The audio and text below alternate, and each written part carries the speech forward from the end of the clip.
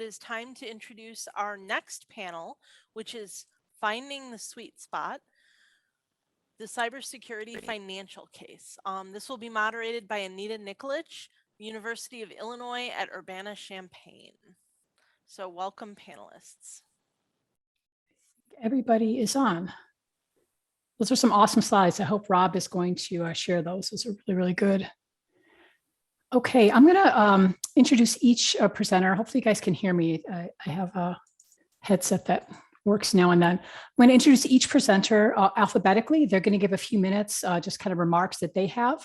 Then we have some pre-scripted questions for everybody.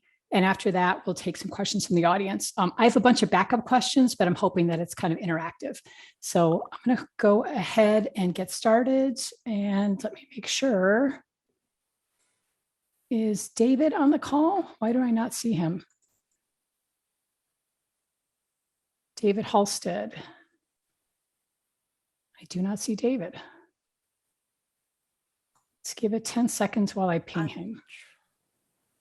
There we go. He should be promoted now. Ah, there we go. He was rebooting because Zoom, of course, has to act up the day you have a panel. So I'm going to introduce him while he's connecting. Hey, yeah, David. I just got promoted. It feels so good. Awesome. So Dr. David Halstead is the CIO for the National Radio Astronomy Observatory, a facility of the NSF operated under a cooperative agreement by AUI. His responsibilities are divided between data management for the observatory's HPC infrastructure and support of the National Radio Telescopes and general IT support for 500 plus employees at 18 sites. He served on multiple NSF review panels, supercomputing conference committees, and is a founding member of the ACM SIG HPC education chapter. He also has a PhD in quantum dynamics from Liverpool University. So David, please share your screen and take it away. Thank you very much, Nita. Appreciate it.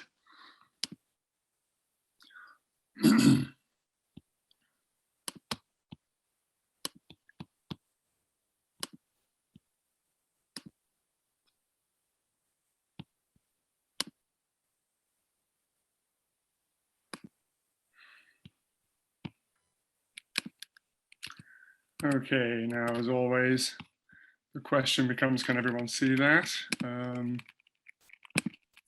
You're good. Yep. Unfortunately, I'm not, so. Okay. So I know we've got some questions. I'll give you a little bit more background. So the NRAO, if everyone can see that one more time. Our mission is to provide world-leading radio telescopes to the community, train the next generation of scientists and engineers, and very much foster and promote a scientifically more literate society. And definitely what Rob said about reputational risk is going to be a constant theme. We do have an open skies approach, whereby basically anyone with a good idea for science on the sky can propose, and then it's peer reviewed by an external panel, and the best science gets done. It's proprietary for 1 year, and then it becomes public. So we have to be an open organization, and yet we have to respect that there is proprietary period and also a lot of sensitive engineering that goes on behind the scenes to produce radio telescopes. So these are the three main telescopes. They are all interferometers. The Very Large Array in the desert of the St. Augustine in New Mexico, the Atacama Large Millimeter Submillimeter Array in the high plains of the Atacama Desert, and the Very Long Baseline Array, which extends from Hawaii to the Virgin Islands with 8 dishes on the continental US for 10 in all. This will give you a little bit of background onto what we do. Basically, every pair of dishes produces an interference fringe. You stack those together over several hours, and you start to build up the image on the right. It's a bit complicated, involving Fourier transforms. So this makes it a little bit simpler. You have 2 dogs, you know exactly how far they are away from each other, and they simulate a very large dog. Basically, we can make a dish that's 5,000 miles across. That would not scale for a dog, but that idea of, wow, this is just incredible. And then it facilitates open science. You cannot do this yourself. Do not do this at home. So the theme I'm going to be riffing on is that there are comparators. Cybersecurity is not that special, it's not unique. And a good comparator is the aspect of safety. And so as we look at this, we have that question of, what are the priorities, what are the similarities, and the who, what, when, why of cybersecurity riff a lot off safety. So one example that I will be focusing on later is the similarity to response and the complementarity of COVID-19. You'll actually see there's a traffic light protocol in place here as things get a little bit more internal. So this is not to be shared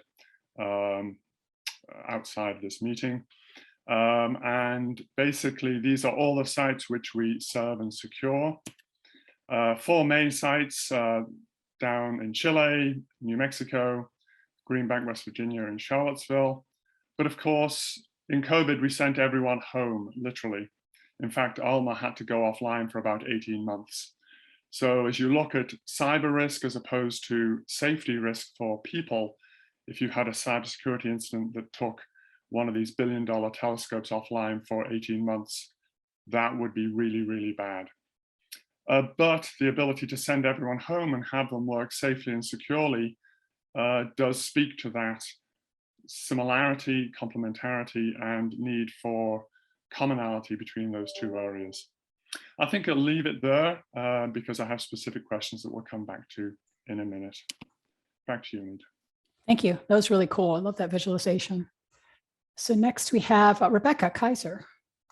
So welcome, Rebecca. Dr. Kaiser is the head of the Office of International Science and Engineering and the Chief of Research Security Strategy and Policy at NSF. She has served as head of OISE since coming to NSF in 2015. That office, if you're not familiar with it, promotes an integrated international strategy and manages internally focused programs that are innovative, catalytic, and responsive to a broad range of NSF and national interests. Prior to NSF, she was a special advisor to the NASA administrator and an executive in residence at American University. She's held several positions with NASA, including Associate Deputy Administrator for Strategy and Policy, Associate Deputy Administrator for Policy Integration, and Executive Officer to the Deputy Administrator. She has also served as Assistant to the Director for International Relations at the White House Office of Science and Technology Policy. So she's got a wealth of information. I'm so excited she's able to join us. Rebecca, I'm going to turn it over to you. Thank you. And I'm talking to you in my current role, and it's my fault because I did not get you my updated bio. I was overlapping between the head of the Office of International Science and Engineering and the Chief of Research Security Strategy and Policy. And now I'm full-time Chief of Research Security Strategy and Policy. Sorry about the dog, another Zoom hazard. But the reason why I felt it was important to separate those two roles is because something that we emphasize quite a bit is the difference between research security and international collaboration. Research security has to do with improper foreign government interference and how it impacts the integrity of the research system, including impacts to cybersecurity.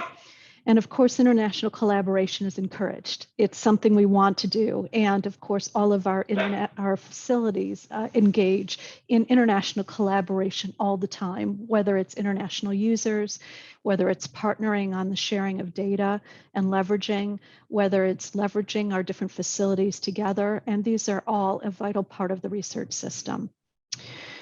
So let me turn specifically to efforts in cybersecurity and a study that we are engaging in now, the JASON study. And the JASON are a group of scientists who work in academia, but who do studies for the US government on the intersection between security issues and science. And about a year and a half ago, I was approached by the FBI, and they said that they were writing a memo for Jim Comey, and part of it is cybersecurity efforts in science agencies. And they wanted to know what our cybersecurity requirements are for NSF and for our awardees. Something that arose, of course, in addition to the cybersecurity incidents that were very high profile in the press, was that NSF does take an approach to cybersecurity for its awardees, similar to other things that we do require. We require our awardees to do quite a lot of the work, and we set overall general guidelines. And something that we were interested in, and the NSF director was interested in, was seeing if the JSON agreed with continuing that approach, or whether we should set more stringent requirements. And so we commissioned this study, and we asked some specific questions of the JSON.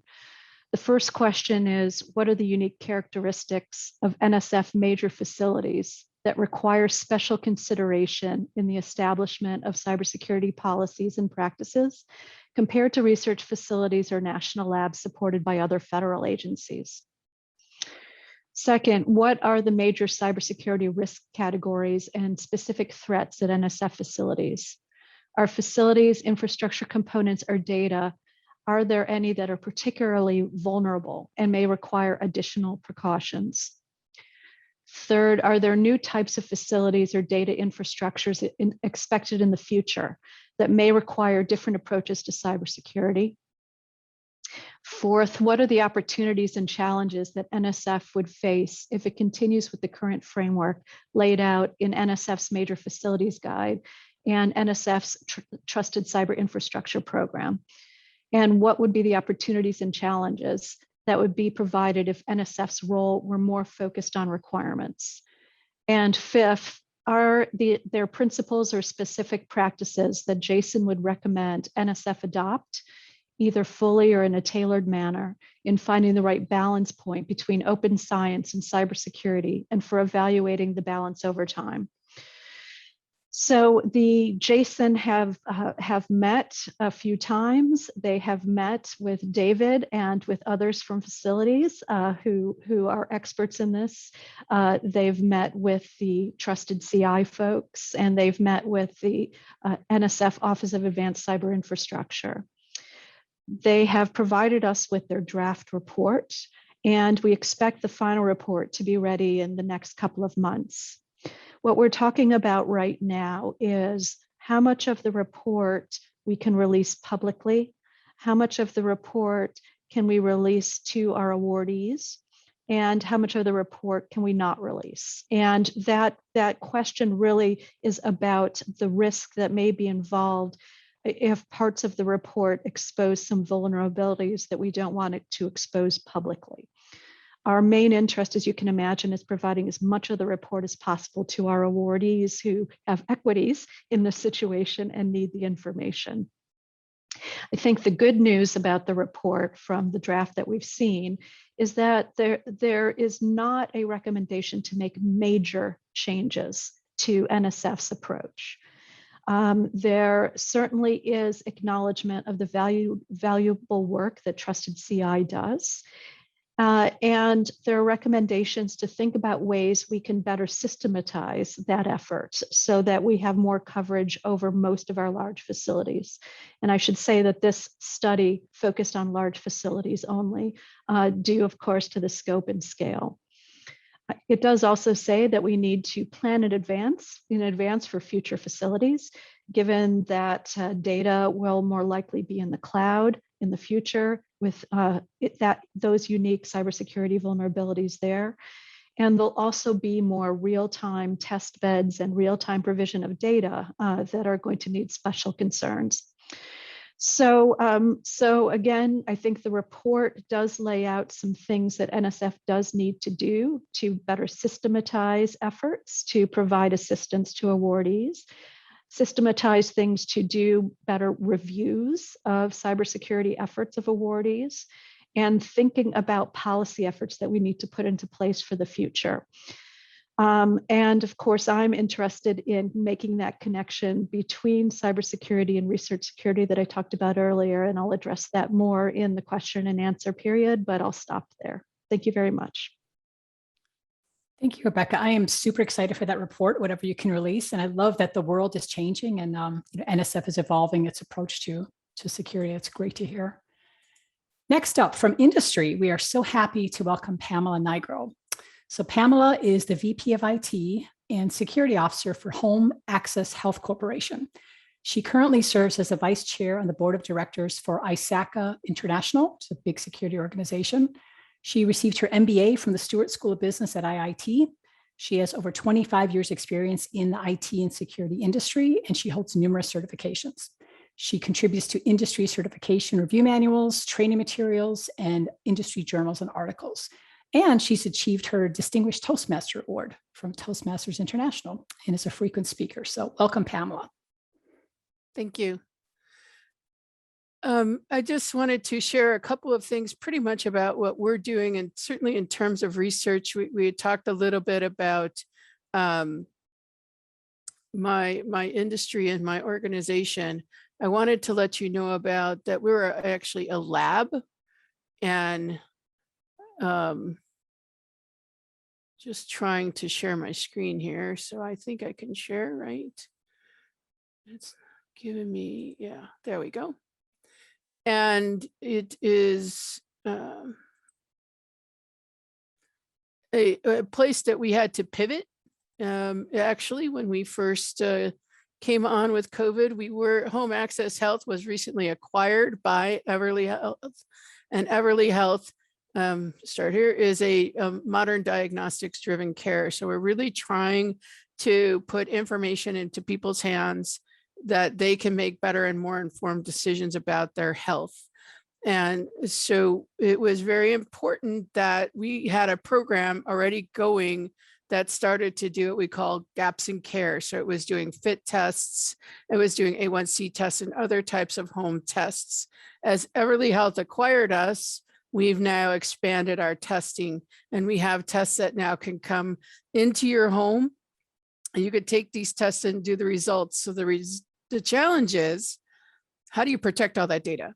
How do you protect all that information? Not only are you required to protect it from a perspective of HIPAA compliance and other regulatory compliance, but even things that, you know, we're a cloud-based organization, we're having the same struggles that a lot of the science organizations are having, in the sense that we have to share data with doctors, we have to share data out to the practices, we have to share data back to insurance companies, and insurance companies share their data with us. So how do we make sure that we're managing and doing that in a secure fashion? And so that's just a little bit of a brief overview of what my industry is about. And as Anita said, I'm also the vice chair of ISACA, and just ISACA has about 165,000 members. We're in about 180 countries, and we really focus on cybersecurity, the IT and information security, audit and risk programs and governance programs. So again, you're trying to manage a broad spectrum of regulatory compliance, of government compliance, of other types of things, and trying to set best practices and develop frameworks that fit for a variety of organizations as an additional challenge. Thank you. And I'd say ISACA, they got a bunch of really great webinars and meetups, depending on what city you're in. And they have, you know, special discounts for students. So if you haven't heard of it, you should check it out. They have a lot of really great, some free, some paid for services if people haven't heard of it before. So thank you, Pam. Next up, we have Alex Withers. Alex represents, we wanted somebody from a large HPC center. He also does a lot of industry work in his center. Alex is an assistant director for cybersecurity and the chief information security officer at NCSA, the National Center for Supercomputing Applications at University of Illinois. Additionally, he is the security co-manager for the XSEDE project and NCSA's HIPAA security liaison. Alex. Thank you. I share my screen. I have a couple of slides. Does that look good? Yes. Okay, great. Okay, so this is a canned slide we have, sort of a business card-like summary of NCSA's cybersecurity program. Kind of want to highlight here is you can see sort of the list of projects we secure projects that NCSA is involved in, Blue Waters, up and coming Delta, XSEDE. Although we're winding down our involvement with LSST, we're still working on that project. And kind of towards the bottom of the list, I put down here industry program. We have healthcare computing enclave, and we have sort of part of that a more diverse enclave of sensitive information for storing and processing things like CUI and EPHI. It's a very hybrid kind of environment at NCSA with varying levels of risk. And in terms of cost, by far and away, it's our staff. That is our biggest cost. And we have, not just 19 staff, we have staff in a wide variety of roles. We have research scientists, we have security engineers, we have staff devoted to security analysis. And we also have something that's relatively new to our organization, staff involved in the policy and compliance side of things. And so what I wanted to do very briefly is kind of just give two examples, perhaps maybe frustratingly simplistic, but sort of how my group tries to manage costs at a very practical level. And the first thing I want to talk about is something I guess I would call leveraging scope. Before I pointed out, hey, for example, we have this healthcare computing enclave, and we have contractual obligations with our partners to meet certain levels of security. And of course, that's scoped to this environment, but you have things like critical infrastructure that may not be a part of that environment, but do support that environment and do have to meet the levels of security that you're required to for that environment itself. And so depending on how your funding goes, for example, we have people who are funded from state funds or other sources of funding that help us meet our compliance obligations. And leveraging those efforts and sort of saying, you know what, we should include this other infrastructure because it does support our sensitive computing infrastructure. And with just marginal more effort, perhaps, you can end up securing a lot more of your environment for very little cost. And it's sort of this game you play where you're looking at what could I put into the scope of this without, drastically expanding the amount of work that perhaps your policy compliance or your security engineers might be doing, but you're really benefiting the entire organization and all the other projects that may not be able to afford or not directly requiring this. And so that is kind of one of the things we do. We look for those opportunities where it is allowed, where it's proper, where the funding kind of lines up, and we can do that. The other thing our group is very conscious about is the previous slide. We had a huge number of projects. And oftentimes what you have are staff who are, spread across a large number of those projects. You can eat up a tremendous amount of time in staff context switching, going to various meetings on all these projects, and just a lot of overhead. And so we really focus on how to reduce that overhead with staff and careful planning of our security infrastructure is one of the areas where we can accomplish that. It's a small part. We run very lean, and we really spend a lot of time in very carefully planning roadmaps for our infrastructure. We like our infrastructure to be very modular, not monolithic. So for example, we have like a very large VM where infrastructure runs a lot of our security hosts. Everything from scanning, log analysis, etc.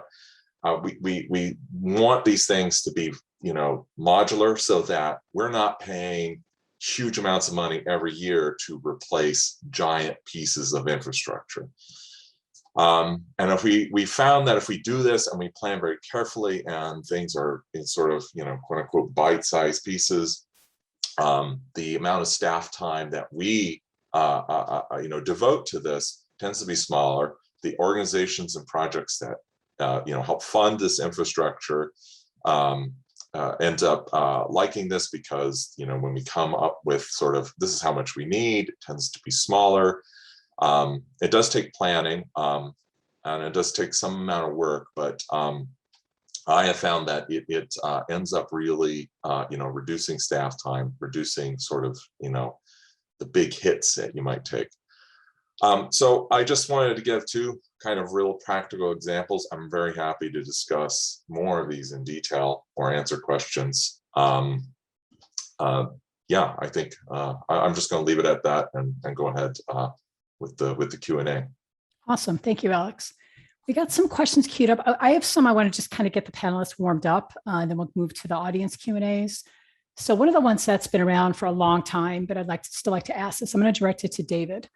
So current guidance for NSF projects is roughly like a percentage of budget for security. What do you think about that as a guideline? Yeah, it's a number, and like many numbers, it's multiplied by another number. One of the aspects is that, just like safety, if it's not baked into everything, then you're trying to justify the cost of the ice cream sundae with the cherry on the top by the cost of the cherry. And then it's like, no, this is a really expensive cherry. Whereas if you have all this infrastructure in place, for example, patching, is patching cybersecurity, or is it just keeping things current? User training, well, is that cybersecurity, or is it just making an informed workforce? So I think the big thing is to not look at it as being a separate line item, but very much a lateral crosscut. And then when you go to management, say, look, we need to increase the awareness on this, what you're doing is highlighting and leveraging the balancing act that you play. So one of the questions was on the risk management framework. And this is a critical component, because then you can slot in the cyber risks with the overall managed risks. And I think the observatory carries, I don't know, hundreds of risks. Let me get the total number on this, 270 risks. And the cybersecurity program carries about 40 risks, of which only 6 roll up to the overall observatory risk management framework for prioritization, for funding, etc. So I think it's very important that you have that ability. One year we went against the new fire tender for the VLA site, and a new firewall. We didn't win that battle, but the next year it rolls around, comes around. So I think that's the important approach, that you do have that lateral visibility to risk mitigation for everything. And the loss of reputation is critical, the credibility, the not losing 40 years of observations. But then, you compare that against the risk of loss of life from other things. So that I think is one of the big components, that you have to be able to look laterally and also look for synergies. For example, who can get into the cryogenics lab where we have some export restricted materials and research. You really want people to not be able to just log in instead and download those designs and engineering specifications. So I think as you look at the overall expense, we have 1.25 FTEs out of 500. Oh my goodness, well, that's not enough. Yes, but then you multiply that by 30 sysadmins who have this baked in. Oh, all of a sudden, and then we write secure software as much as we can. We have good physical mapped to logical security. So I really don't like this number, because then it becomes prescriptive. And one organization is going to drop millions of dollars on this. Another organization that's only got $1 million is going to drop, 10K. The other thing is partnership. Do we all need a chief information security officer? We have not taken that approach. What we've done is partnered with Trusted CI Research SOC to get a CISO as a service. We need 1/10 of a CISO.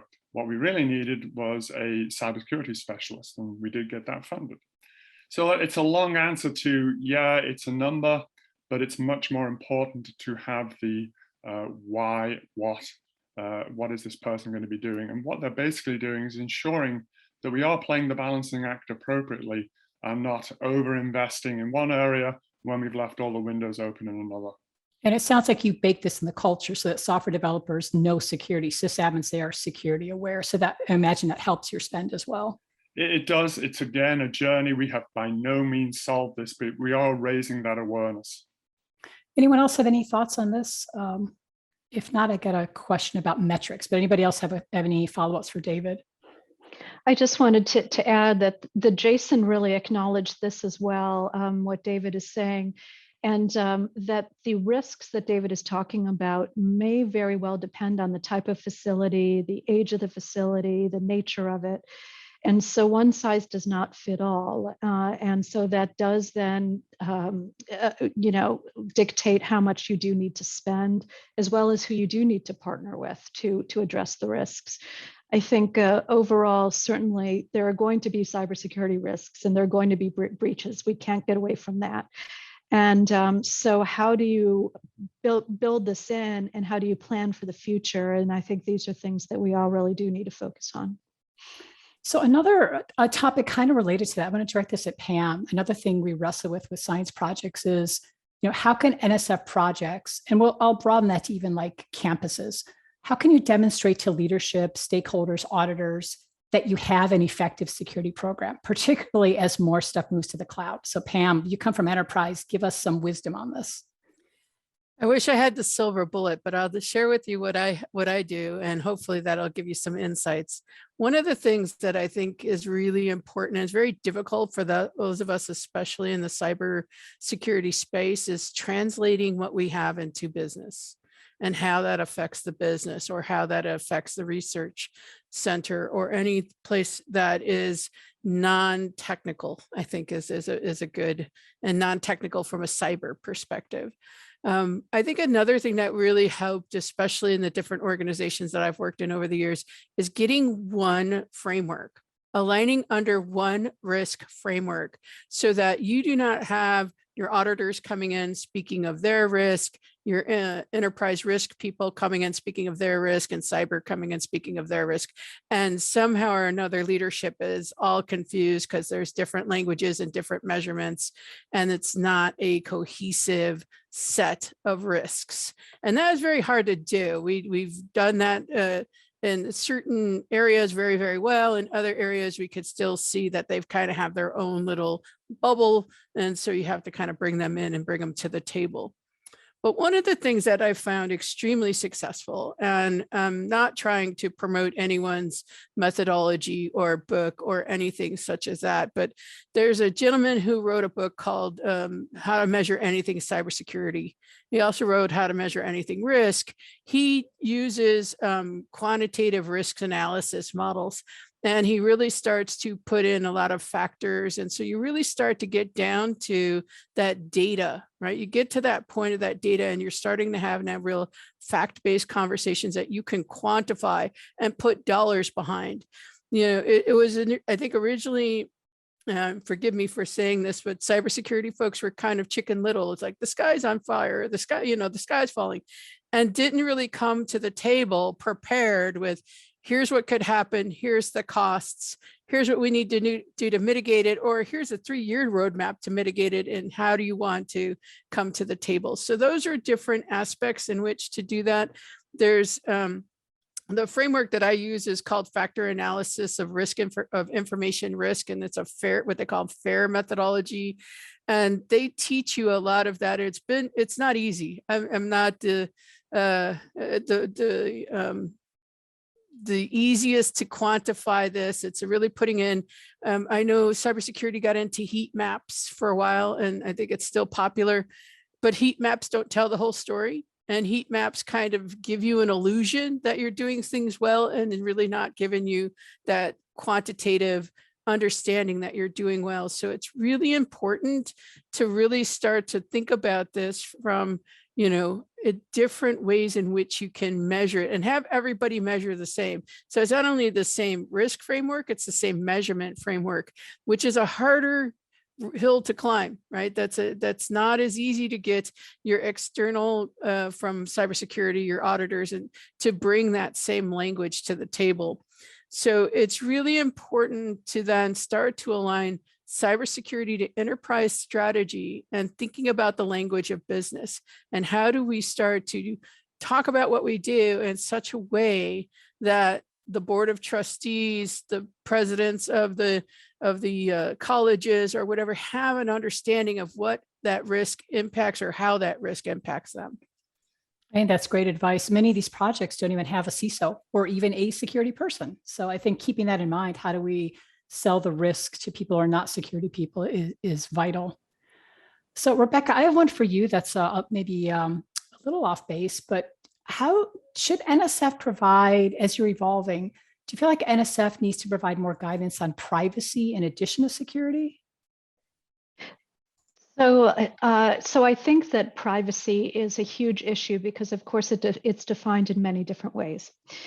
And something that I get asked all the time is NSF seems to focus so much on openness and open science. And what about privacy? Isn't that extremely important? And the answer is yes, privacy is important in a number of respects. Number one, for researchers, they need to be confident that the data they're producing and the research they're working on remains theirs until they're ready to make it open to the world. I think that's something that we focus on quite a bit in research security. I think that we have not cracked exactly how to do that and how to make sure that that does not get out to others who shouldn't have that information beforehand. But it's something that we're thinking about quite a bit and is part of this implementation guidance that we're developing with other agencies. That's part of the National Security Presidential Memo 33, NSPM 33 on research security. And it's best practices and guidelines, I think, for academic institutions and facilities, is to make sure they know who's coming in and out of the labs, and knowing who has access to the data and to the computer systems, and being aware of any breaches. There's a great group that is led by Texas A&M that is focusing a lot on these issues as well. The second type of information where privacy is an issue is this new category of controlled but unclassified information, CUI. And we're all struggling with this. We're all struggling with the definition of what CUI is and what to do about it. We did a previous JSON report on open science and research security, and they said, you know, the systems that have worked with some kinks, but they've worked, are classification and export control.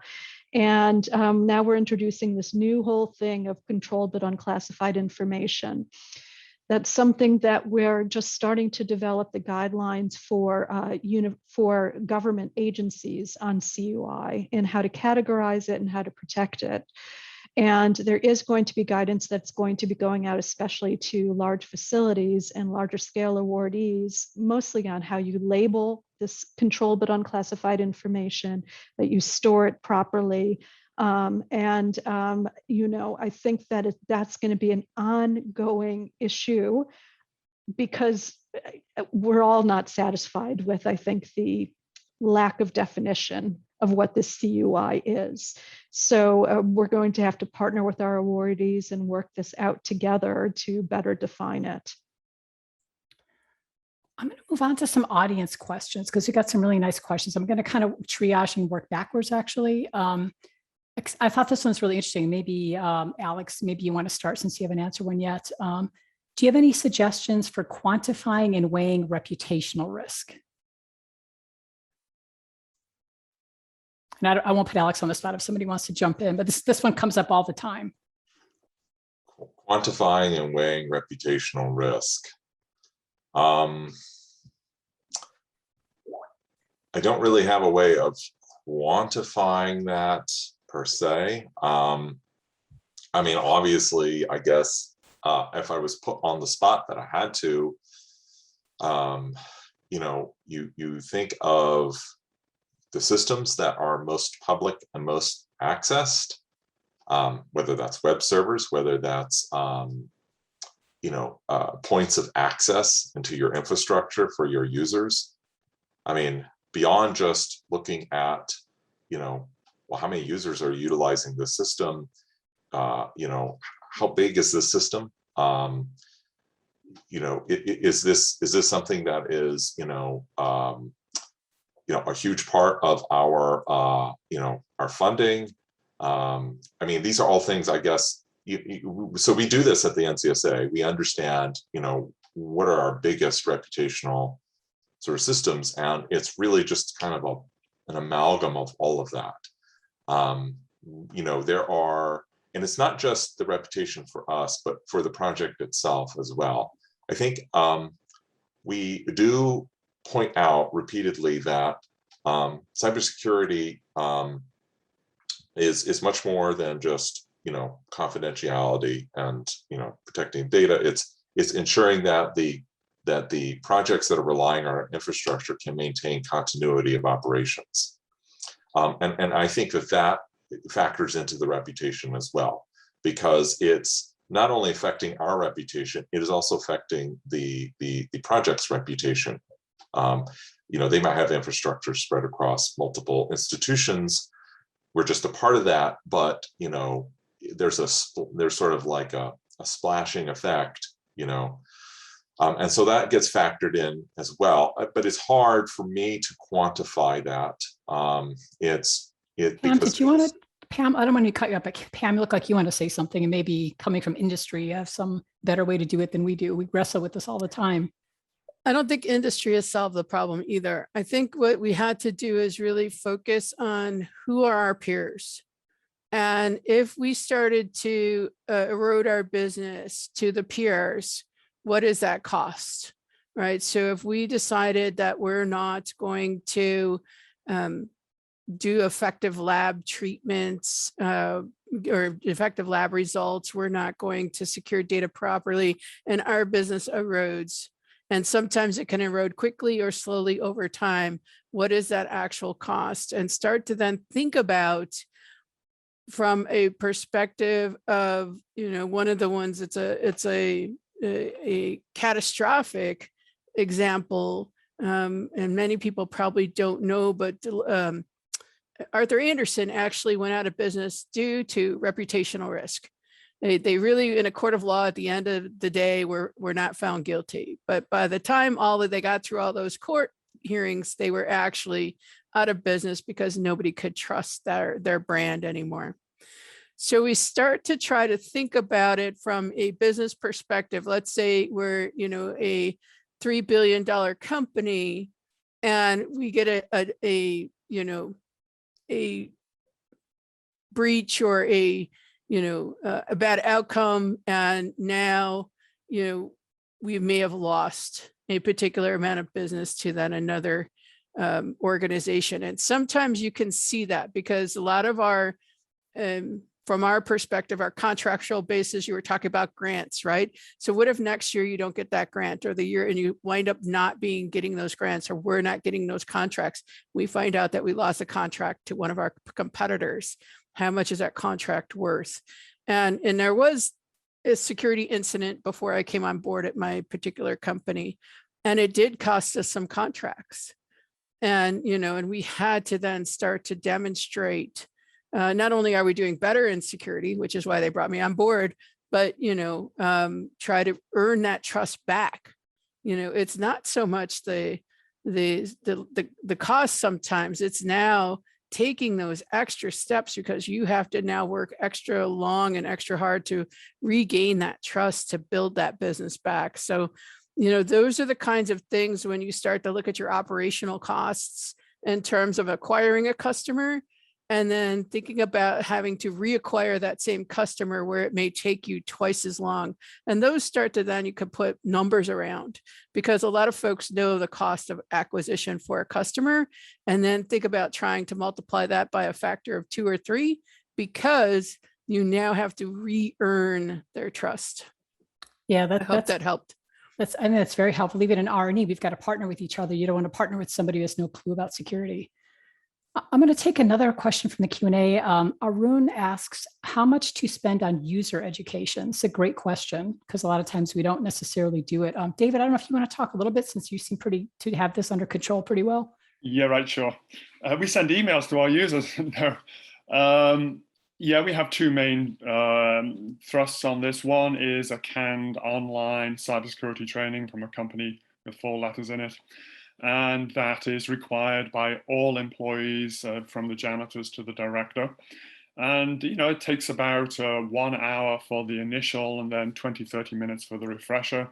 And we really do hand people down to take that.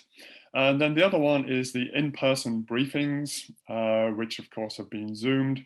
But this is, you know, a big effort where a couple of folks travel around to all the sites, about 20 1-hour seminars offered. They're all the same. Well, there's a couple of tierings for, you know, high visibility, high risk folks, and then the generic normal training. So we do have those. It's a couple of hours per year, but we do require it. This is part of policy and practice, just like security training, you know, active shooter training.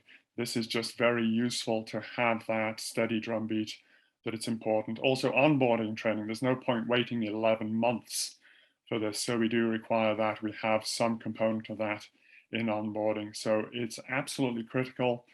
The other thing is we have weekly updates that go out to folks. We do report on cybersecurity events to NSF every quarter. And so, you know, this visibility, this openness that we have a risk and we're doing our best. But, you know, this is a never ending tapestry of risk that we do weave. And I think at the moment we're seeing a loss of elegance in the hacks, just an increase in the phishing and scams that are going on out there. So it's all the more important that our staff are aware, not just for in work, but at home. We're now seeing a tremendous melding of personality. You can't have the work-life balance. You're able to work from home on whatever system you have, be it a cell phone, tablet, for productivity, but that increases our surface area vastly. So you've just got to bake this in and have that steady drumbeat that it's important. Alex, you want to chime in something here? Yeah, so I completely agree with David, and we, I mean, right now NCSA is, you know, sits under University of Illinois, and they're rolling out a sort of a kind of a canned web-based cybersecurity awareness training for users. We have, and we rely on that, but we also have our own security awareness training that is very much customized depending on whatever is going on. And that often is, or it's almost always our group presenting, you know, specific topics and how to protect against them. Sometimes it is something that applies to everyone. We had one training on traveling and what to do with your devices. Sometimes it's very, very targeted. So we've had training for system administrators on how we expect them to, you know, secure their systems. One thing that, in this kind of, in my opinion, falls under the sort of the, you know, kind of the user awareness training umbrella is, I think when you have, you know, these programs where you're, say, doing something like scanning for vulnerabilities and you're saying to somebody, here, fix this. I found a vulnerability in our system. It doesn't really work. And so there's, you know, not just, you know, sort of making users aware, this is what we expect you to do, but also sort of following up and here's how we can, you know, here's how you can best do it. In some cases, it's biweekly meetings with the system administrators going through the vulnerabilities, where are the problems, and just really having that open relationship as a sort of two-way relationship of constant communication, and to build the rapport. And the benefit of that is that when, say, there's an incident or something strange is happening, that communication can be instantaneous. And the users then know, oh, I need to talk to these people at the security group. And, you know, obviously you have procedures and it's documented, it's available, but you know, just having that and people being very confident, I can just go reach out on Slack or via email to like say something's wrong. I think is a big part of that. And so I would say certainly, I think there is a tremendous return on investment in that kind of activity within a cybersecurity program. So I have a question. Oh, Just go one ahead, quick Pam. thing. Yeah. I would also add, and I concur 100%, but also add in the families, where I saw a big change in the cybersecurity awareness, and we measured this through phishing exercises, was we got the kids engaged through coloring contests. We got, you know, puzzles, we got different kinds of things that really then started to bring the family to the table, which then had the parents rethink. And this was across the board, not just for staff, but for management and leadership, to then have to rethink because they're explaining it to the kids. Now they're absorbing it differently too. And that really showed a different level of understanding when we did a phishing campaign in the beginning to when we did a phishing campaign at the end. And we continue to keep engaged. So I have a question. I'm going to parse this question a little bit, but basically the crux of the question from an anonymous attendee is, how do you explain to the organization's executives the requirement that they must meet the RMF required by FISMA? Many of us don't do FISMA, but let's just say the RMF or NIST publication. So this is one I'm still wrestling with. So if anybody has some good opinion on this, because NSF is not very prescriptive. If you don't have a big NSF grant, NSF is not prescriptive. So anybody have any opinions on how do you sell the fact that you've got to do RMF or a compliance framework? Anybody have thoughts on this?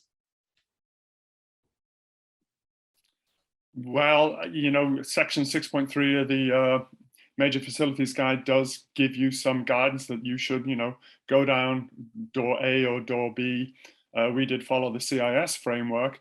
And certainly that, as was mentioned before, if you're all coming at this from different angles with different metrics and different risk frameworks for prioritization, it's just a mess. And then you've got to do this translation battlefish for the auditors as they walk in the door.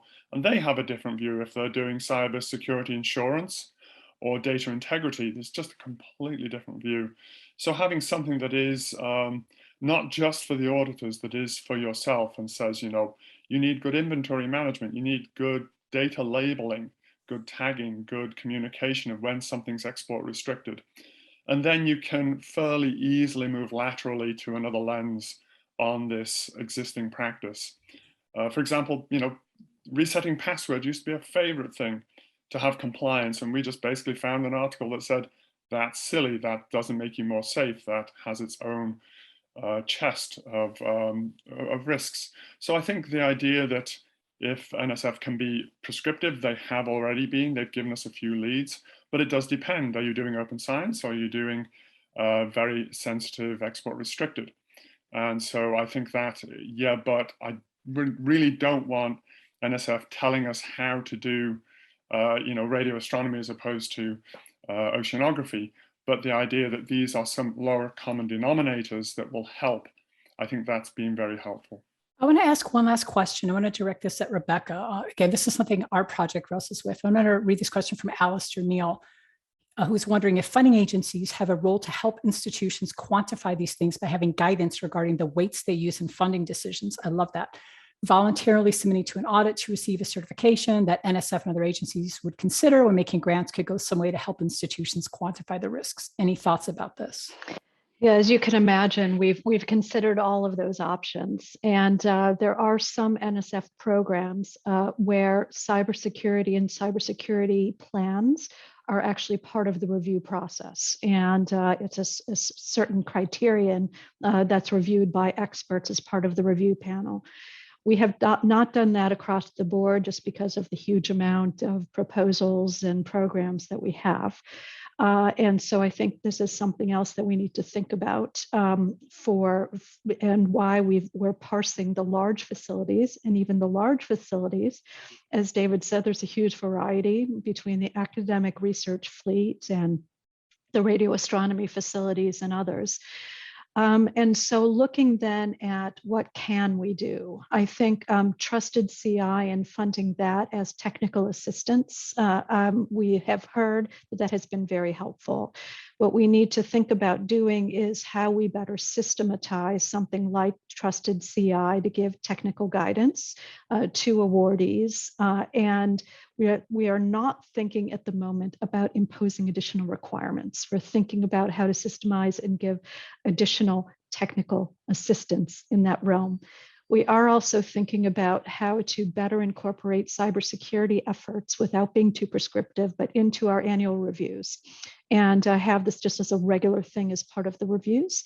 And I think that through a combination of all these measures, we hopefully can provide assistance.